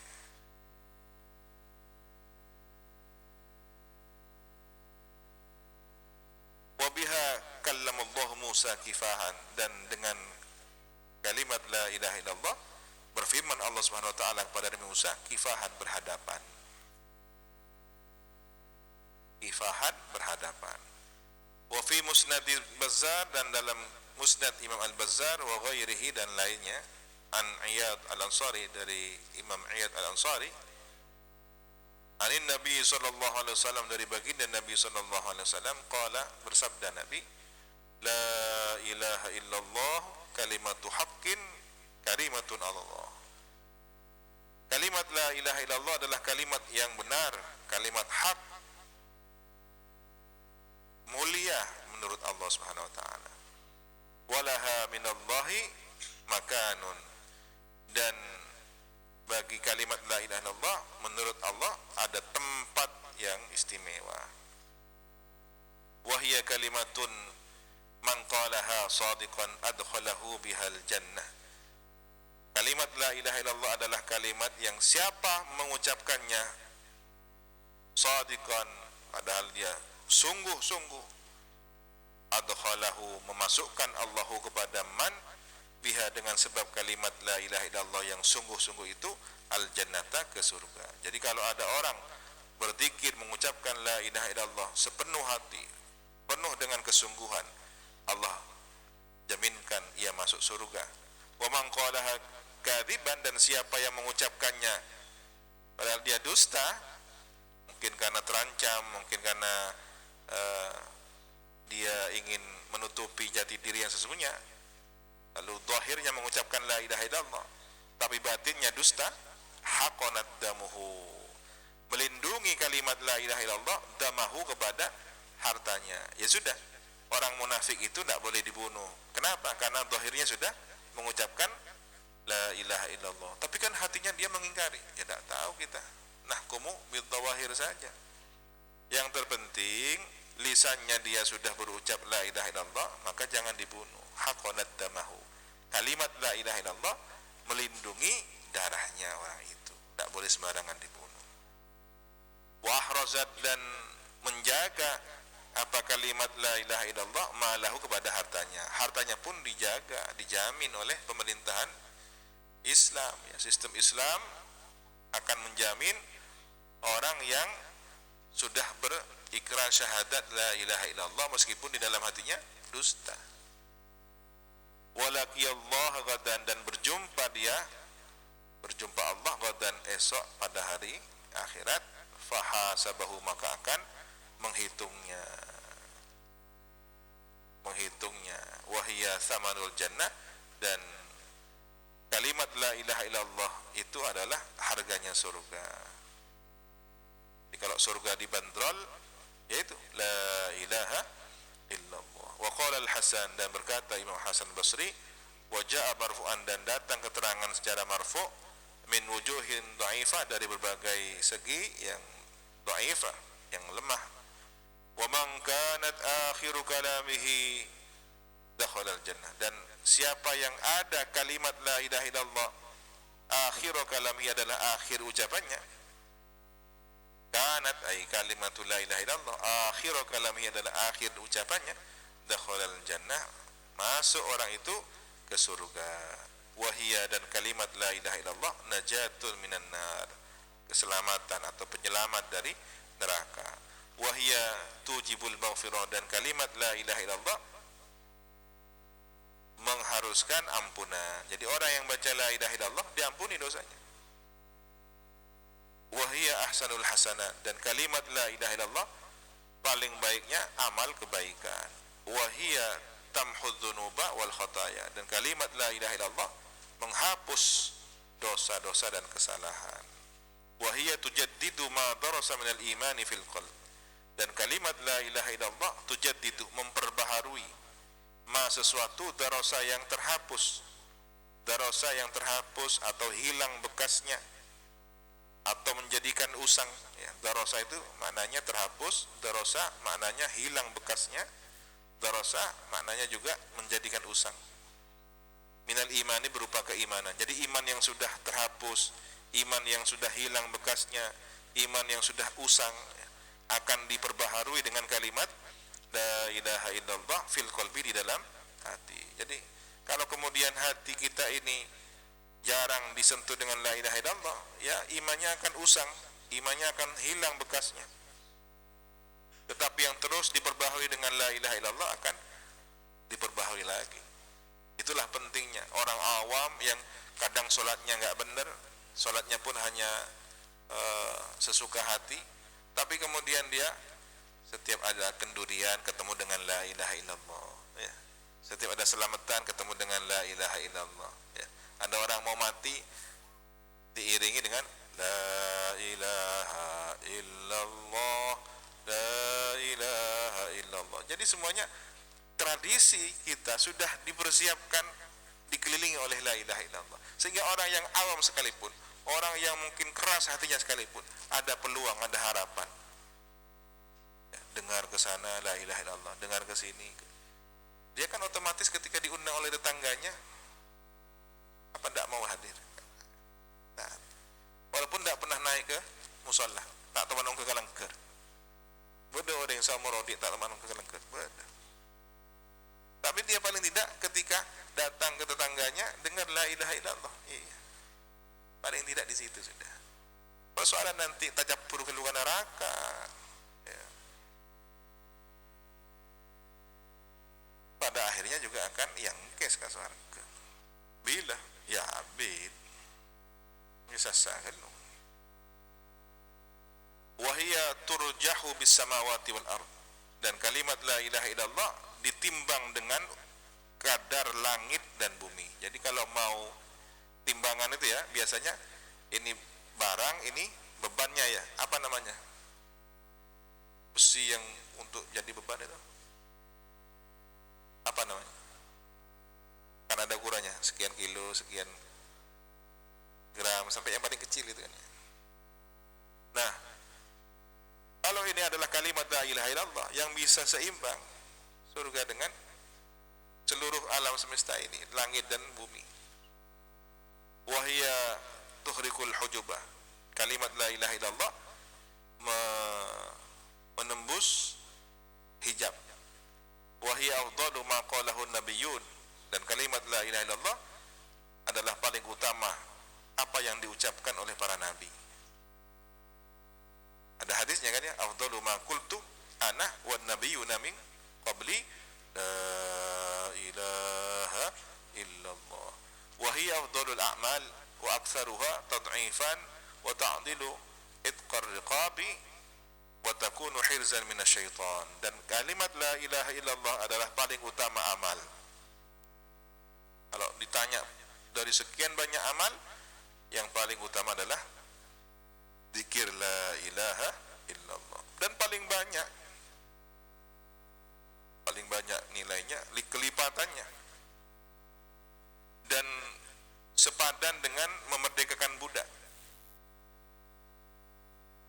kalimat la ilaha illallah benteng dari setan, perisai diri dari setan. Wa hiya amanun min wahsyatil qabri, dan kalimat la ilaha illallah adalah keamanan, rasa aman, sesuatu yang menciptakan rasa aman dari kesedihan kuburan.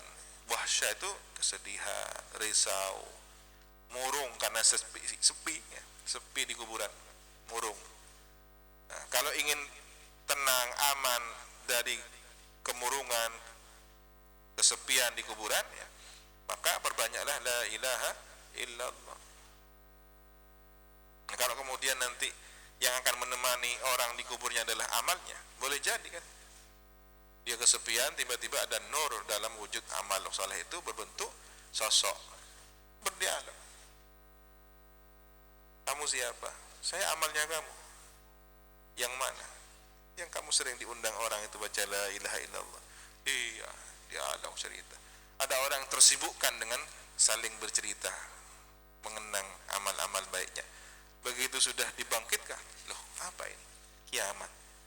Sudah sampai waktunya. Tidak sadar, saking asyiknya, asyik masuk bercerita dengan amal solehnya. Tiba-tiba sudah kiamat. Tidak lama menunggu.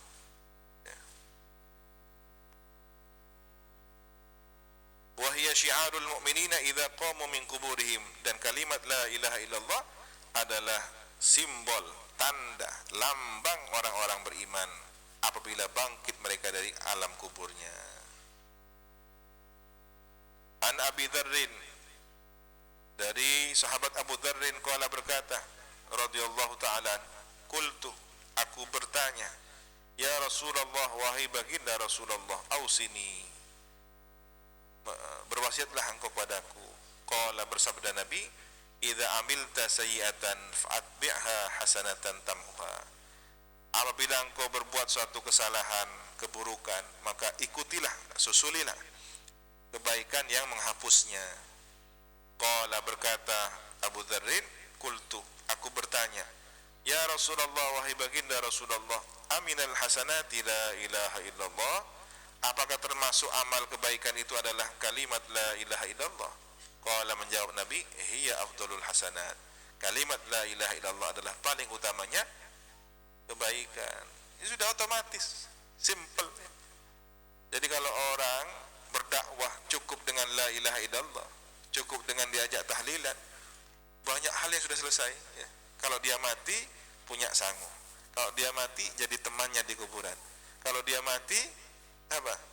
Dosanya dihapus dengan la ilaha illallah. Tapi bagaimana dengan sholatnya? Ya urusan lain sholat itu, utang raja jadi. Tapi paling tidak sudah ada keselamatan. Wa an Mu'adz bin Jabal, dan dari sahabat Mu'adz bin Jabal, qala, berkata, qala Rasulullah sallallahu alaihi wasallam, bersabda baginda Rasulullah sallallahu alaihi wasallam, mafatihul jannati syahadatu an la ilaha illallah, kunci-kunci surga adalah syahadat atau ucapan syahadat la ilaha illallah. Wa an Ma'qil bin Yasar, dan diriwayatkan dari sahabat Ma'qil bin Yasar radhiyallahu ta'ala anhu, qala, berkata beliau, qala Rasulullah sallallahu alaihi wasallam, telah bersabda baginda Rasulullah sallallahu alaihi wasallam, likulli syai'in miftahun, bagi setiap sesuatu ada pun kuncinya. Wa miftahus samawati qaulu la ilaha illallah, dan ada pun kunci langit adalah ucapan la ilaha illallah. Kalau Anda ingin mendapatkan rahasia kekayaan langit, maka kuncinya adalah la ilaha illallah. Ini orang yang paham tentang dunia langit, ya, atau alam langit, maksudnya paham ini, ya. Malakutus samawati, dari la ilaha illallah. Wa an Abi Hurairah radhiyallahu anhu, diriwayatkan dari sahabat Abu Hurairah radhiyallahu an, annahu, bahwasanya beliau qala, berkata, qila, ditanyakan, ya Rasulullah, wahai baginda Rasulullah, man as'adun nasi bi syafa'atika yaumal qiyamati, siapakah paling bahagia manusia dengan memperoleh pertolonganmu, syafaatmu kelak pada hari kiamat? Ini kan banyak orang yang akan mendapatkan syafaat engkau ya Rasulullah, tapi siapakah yang paling senang, paling bahagia di antara orang yang mendapatkan syafaatmu kelak pada hari kiamat? Qala Rasulullah, Jawab baginda Rasulullah sallallahu alaihi wasallam, laqad dhanantu ya Aba Hurairah, demi sungguh aku telah menduga wahai Abu Hurairah, alla yas'alani, bahwa tidak ada orang yang bertanya kepadaku an hadzal hadis, tentang hadis ini, ahadun, seorang pun, aula minka, yang lebih utama dari engkau.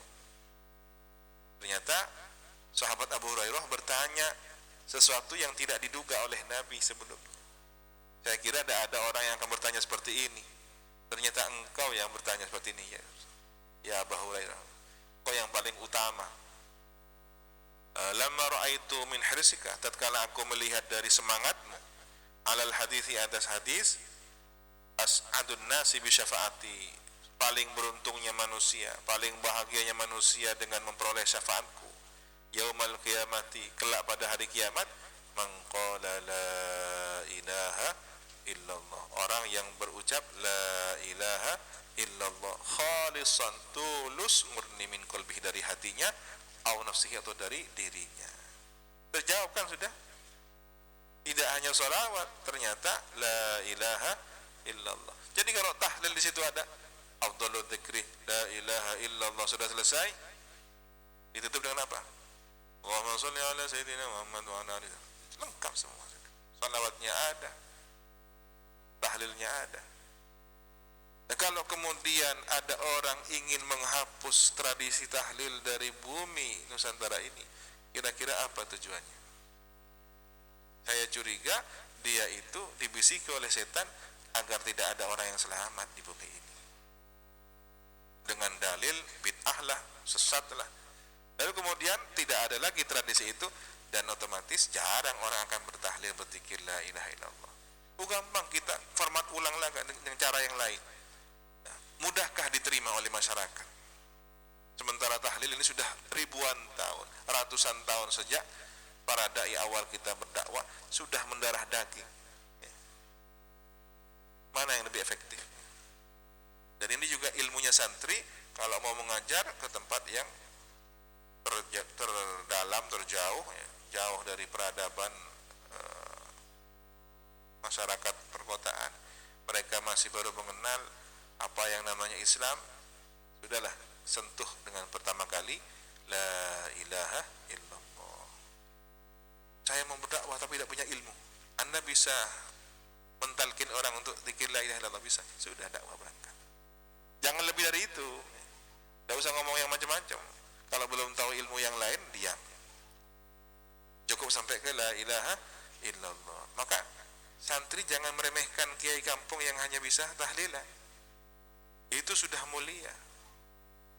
Persoalan nanti antum ingin berkembang dan mendirikan lembaga pendidikan agar masyarakat lebih meningkat keilmuannya, itu bagian antum untuk mengembangkan masyarakat.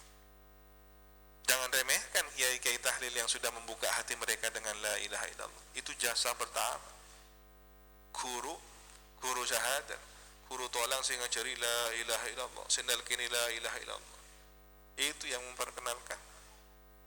Jangan dicibir kemudian karena tidak terdidik dengan pendidikan agama yang lebih baik dari kalian. Jangan.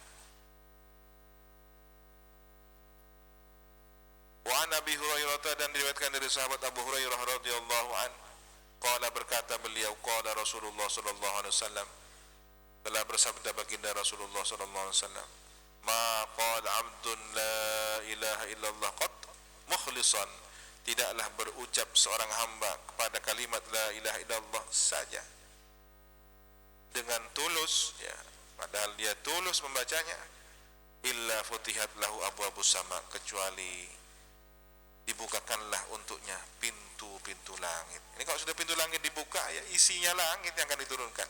Apa? Rizki, keberkahan umur, keberkahan rizki yang bersifat materi, keberkahan rizki yang bersifat anak. Ya, kemarin kan sudah dijelaskan ada 4 karakter rizki kan. Ada yang paling rendah, ada yang paling tinggi, ada yang paling utama, ada yang paling sempurna. Hatta yufta ilal arsy, sehingga diberitahukan ke arsy, atau didatangkan ke arsy, disampaikan ke arsy. Yufta itu diberitahukan, didatangkan, disampaikan. Jadi orang yang berucap la ilaha illallah, seorang hamba yang berucap la ilaha illallah itu diberitahukan ke ars, diperkenalkan, ini si fulan ahli zikir la ilaha illallah, ini si fulan yang punya amalan la ilaha illallah, majtuni batil kabair, sepanjang atau selama menjauhi atau dijauhi dosa-dosa besar. Nah, itu catatannya. Sampaikan ke masyarakat awam yang sudah biasa kulino tahlilan, panjenengan tahlil, fokus mapan, terangkan masalah tahlilan. Terakhir kasih ini terakhirnya. Yang mun pas pendei tambai selai itu saraja tekor panjenengan, ya itu. Oh tahlil, waraja panjenengan, keng tak apa jeng. Ya ini. Tahlil panjenengan, keng mabuduk PC, ya ini. Serangannya terakhir aja. Kalau sudah mereka sudah kulino, sudah ta'awad, sudah terbiasa dan mendarah daging dengan zikir ini, baru buka ilmu yang lain, naikkan ya. Hadihi khulasatun yasira, ini singkatan yang ringan, kesimpulan yang ringan, ringkas, fi dzikri fadail ba'di suwar al-Qur'aniyah, tentang menyebutkan keutamaan sebagian surah Quran wa barakatiha, dan keberkahannya, alal ahya'i wal amwat, atas orang yang hidup dan yang sudah meninggal dunia. Wa qad sabaqa min at-tahqiq, dan sudah dahulu tahqiq, penjelasan secara detail tentang bahasa ini ya. Wa huwa rajih, dan tahqiq yang rajih, yang unggul, inda aktsaril madahib, menurut mayoritas madhab, wa alaihi amal, dan berdasarkan pendapat itu pengamalan jumhurul muslimina, mayoritas orang-orang Islam, minas salafi wal khalaf, dari kalangan salaf umat ini dan orang khalaf, orang yang kemudian. Apa? Annal mayyita, bahwanya orang mati, yantafi'u bi qiraatil Quran, mendapatkan atau memperoleh manfaat dengan bacaan Quran, kama yantafi'u bid du'a, sebagaimana orang mati memperoleh manfaat dengan doa, wal istighfar lahu, dan bacaan istighfar kepadanya, was sadaqati alaihi, dan pahala sedekah untuknya, wal haji anhu, dan pahala haji ganti ya, ganti haji baginya, wa ziyarati qabri, dan mengunjungi kuburnya. Wallahu alam. Subhanakallahumma bihamdika asyhadu an la ilaha illa anta astaghfiruka wa atubu ilaik. Wa sallallahu ala sayyidina Muhammadin wa ala alihi wa sahbihi wasallam. Alhamdulillahi rabbil alamin. Assalamualaikum warahmatullahi wabarakatuh.